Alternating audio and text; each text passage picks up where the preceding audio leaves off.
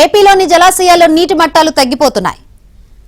గత ఏడాది నీటి వనరులతో పోల్చుకుంటే ప్రస్తుత పరిస్థితి కాస్త నయమనిపిస్తున్నా మరికొద్ది రోజుల్లో ప్రారంభం కానున్న వేసవి నేపథ్యంలో జలవనరుల పరిస్థితి ఆందోళన కలిగిస్తోంది.